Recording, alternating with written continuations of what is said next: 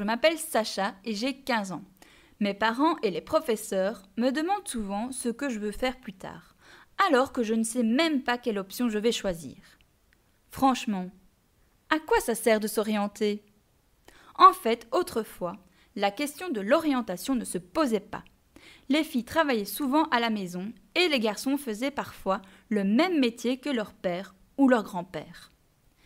L'avenir était déterminé très tôt, presque à la naissance, et dépendait fortement de notre environnement de vie et de nos conditions sociales.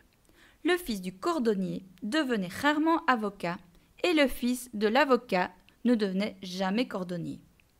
Ensuite, avec le développement de l'industrie, la mécanisation et l'avancée des technologies, les personnes ont quitté les villages pour s'installer en ville. Les jeunes étaient alors dirigés vers des métiers qui pouvaient contribuer au développement de l'économie libérale et au profit des entreprises. Le fils du boucher pouvait travailler à l'usine et la fille du boulanger cousait à la chaîne des boutons de chemise. À la fin du XXe siècle, la société connaît d'autres développements technologiques, comme l'automation, l'informatisation des machines, et cela modifie l'organisation du travail. C'est à ce moment-là que l'école commence à jouer un rôle plus important. Elle doit former des travailleurs polyvalents qui peuvent gérer les machines et travailler en réseau. Dans les années 60, lorsque mes grands-parents étaient jeunes, ils ont choisi leur métier sans trop se poser de questions. Pendant que mon grand-père travaillait comme ouvrier sidérurgiste dans une entreprise comme son père, ma grand-mère s'occupait du ménage et de ses enfants tout en pensant à son métier rêvé. Elle aurait aimé devenir infirmière, mais elle n'a pas pu car son mari ne lui avait pas donné l'autorisation de travailler. Mes parents ont eu un peu plus de chance dans les années 80. En effet, ils ont pu choisir leur métier, mais celui-ci se basait sur leurs résultats scolaires et sur les talents que les professeurs et leurs parents pensaient qu'ils avaient. Par exemple, mon père avait de bons résultats au cours de mathématiques, alors on lui a conseillé de devenir comptable. Ma mère était passionnée par l'histoire. Et au cours de français, la grammaire et l'orthographe n'avaient aucun secret pour elle. On lui a conseillé de devenir secrétaire de bureau. Son frère, qui se débrouillait bien aussi en français, a pu devenir avocat. Si les femmes avaient accès aux mêmes enseignements que les hommes, elles n'accédaient cependant pas toujours au même métier qu'eux. Aujourd'hui, avec la mondialisation, les choses ont évolué.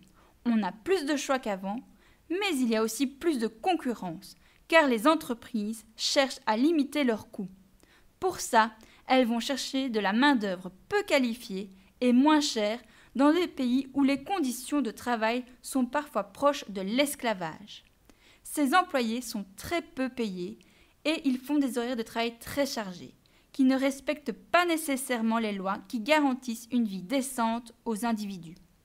En Belgique, les entreprises cherchent plutôt des personnes très qualifiées qui peuvent s'adapter à la technologie, communiquer et collaborer de façon transdisciplinaire. Il faut être flexible, créatif, innovant et le plus disponible possible. Les travailleurs doivent pouvoir faire de plus en plus de choses différentes, rapidement et efficacement. Mais il faut aussi penser à des solutions durables qui soient bénéfiques pour tous. Par exemple, il y a encore des inégalités de salaire de 8% entre les hommes et les femmes en Belgique, selon le dernier rapport du gouvernement belge. Dans un monde qui évolue rapidement, il y a des grands risques que les inégalités sociales se creusent. Aujourd'hui, moi Sacha, je sais que je peux choisir un métier selon mes intérêts, mais je me suis rendu compte que mon choix n'est pas sans responsabilité pour la société de demain. Je ne veux pas non plus devenir un robot qui exécute des tâches ou encore un travailleur qui doit tout le temps s'adapter aux exigences des grandes entreprises. Je veux pouvoir choisir un métier qui me plaît et trouver un équilibre dans ma vie pour contribuer au développement d'une société durable qui assure des conditions de travail décentes. Pour cela, je dois être capable d'anticiper les défis de demain pour m'adapter aux différents modes d'organisation de travail. Le futur est dans mes mains, mais pour y parvenir, J'ai besoin de mes amis, mes parents, mes enseignants. J'ai besoin que l'école et la société collaborent pour que je puisse construire mon projet de vie. J'en ai besoin, tout comme toi, tout comme eux, tout comme nous.